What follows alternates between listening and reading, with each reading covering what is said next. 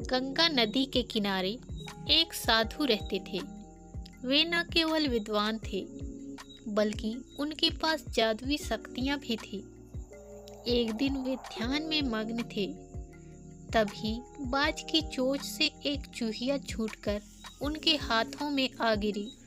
उसकी छोटी सी पूंछ व काली चमकीली आंखें थीं।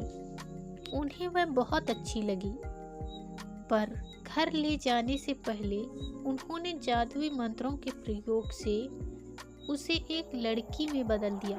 उस लड़की को घर ले जाकर पत्नी से बोले, तुम हमेशा से संतान चाहती थी ना, तो लो, आज से यही हमारी पुत्री है। इसे पूरी देखभाल व स्नेह से पालो। साधु की पत्नी भी अपनी पुत्री को देखकर प्रसन्न हो उठी। वह उसे राजकुमारी की तरह पालने लगी। साल बीतते गए, नन्ही लड़की एक सुंदर युवती बन गई। जब वह 18 वर्ष की हुई तो साधु व उसकी पत्नी उसके लिए वर तलाशने लगी। साधु ने कहा, मेरी बेटिया का विवाह ऐसे व्यक्ति से होना चाहिए जो सबसे बड़ा हो।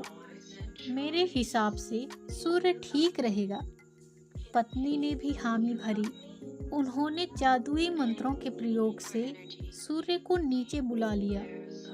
उन्होंने उसे अपनी पुत्री से विवाह करने को कहा, पर पुत्री ने पहले ही ना कर दी। वह बोली, पिताजी, यह तो बहुत गर्म है। मैं उससे विवाह करूंगी जो इससे भी बेहतर हो। साधु निराश हो गए। उन्होंने सूर्य से कहा कि वे ही कोई वर सुझाएं। सूर्य ने कहा, बादलों के देवता से बड़ा कौन होगा? उनमें तो मेरी किरणों को भी रोकने की शक्ति है। साधु ने बादलों को नीचे बुलाया व अपनी पुत्री से विवाह करने को कहा, पर इस बार फिर पुत्री ने मना कर दिया। वह बोली, ये तो कितना बदसूरत है, मैं इससे विवाह नहीं कर सकती। साधु ने बादल देवता से कहा कि वही कोई अच्छा वर सुझा दें। वे बोले, पवन देवता ठीक रहेंगे, वे तो मुझे भी अपने फूंक से उड़ा देते हैं। साधु ने पवन देवता को बुलाकर अपनी पुत्री से विवाह करने को कहा। पुत्री ने फिर इनकार कर दिया। वह बोली, मैं इससे शादी नहीं करूंगी। ये तो कहीं टिकते नहीं, हमेशा यहाँ वहाँ भागते रहते हैं। साधु ने पवन देव से पूछा, क्या मेरी पुत्री के लिए ऐसा वर हो सकता है जो आपसे भी बेहतर हो? पवन देव ने कहा कि पर्वत देव मजबूत व ऊंचे हैं, वे मेरा भी रास्ता रोक देते हैं। साधु ने पर्वत देवता से कहा कि वह उसकी पुत्री से विवाह कर लें। पुत्री ने फिर से मना कर दिया।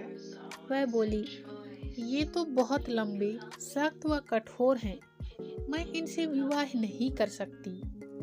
इनसे भी कोई बेहतर चाहिए। पर्वत देवता ने चूहे का नाम सुझाया। वे बोले, माना मैं काफी सख्त, मजबूत व ऊंचा हूँ, पर चूहे मुझ में भी आसानी से बिल बना सकते हैं। साधु ने चूहे को बुलाया। उसे देखते ही उसकी पुत्री खुशी से उछल पड़ी।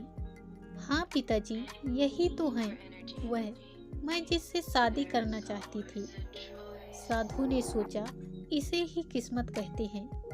यह एक चूहिया थी और एक चूहे से विवाह करना ही इसके भाग्य में लिखा है।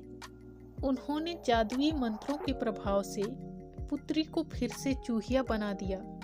चूहा व चूहिया विवाह करके खुशी खुशी रहने लगे।